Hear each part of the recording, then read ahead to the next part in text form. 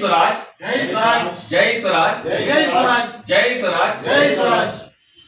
మిత్రులారా, ఈరోజు జై స్వరాజ్ పార్టీ రాష్ట్ర కార్యాలయంలో ట్రేడ్ వింగ్ జై స్వరాజ్ ట్రేడ్ యూనియన్స్ కౌన్సిల్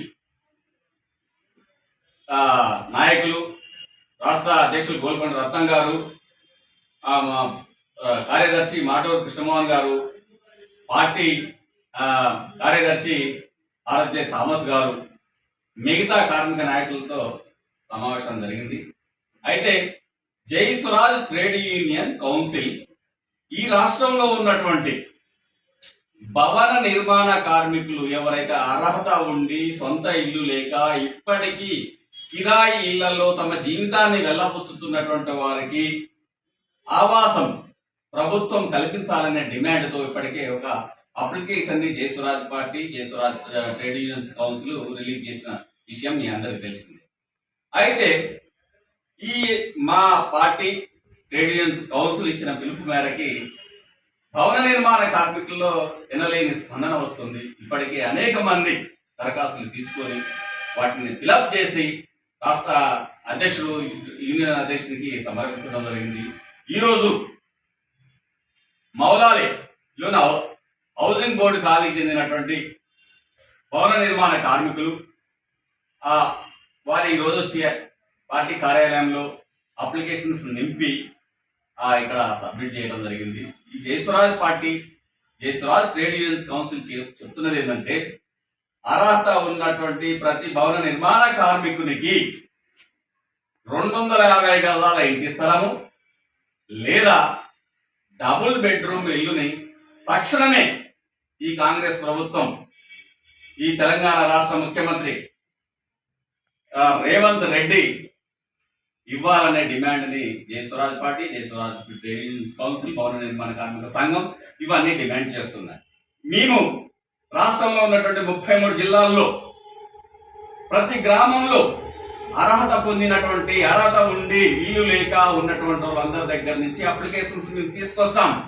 మీ ఎంఆర్ఓలకి లేదా మున్సిపాలిటీకి, కలెక్టర్కి, ఈ లేబర్ ఆఫీసర్స్కి ఈ వినతి పత్రాలు ఇవ్వడం జరుగుతుంది.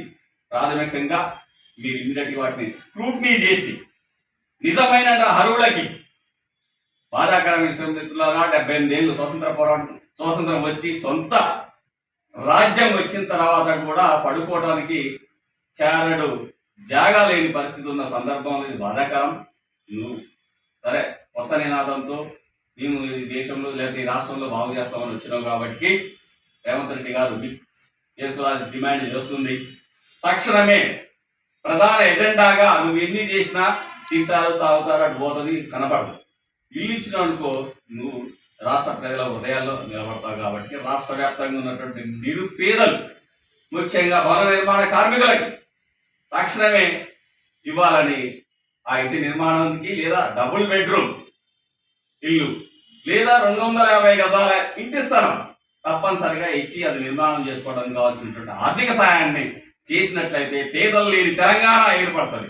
ఎప్పుడైతే పేదలు లేని తెలంగాణ ఏర్పడుతుందో నువ్వన్న ప్రజా పాలన వస్తుంది, ప్రజా రాజ్యం వస్తుంది. అప్పుడు ప్రజలు సుఖ సంతోషంలో ఉంటారు. కాబట్టి మన తెలంగాణ వచ్చిన తర్వాత ముఖ్యంగా ప్రతి ఇంటికి, ప్రతి కుటుంబానికి ఇంటి స్థలం ఇచ్చినాం అనే పేరు ఉంటుంది. కాబట్టి అది చెయ్యాలని డిమాండ్ చేస్తుంది జై స్వరాజ్ పార్టీ.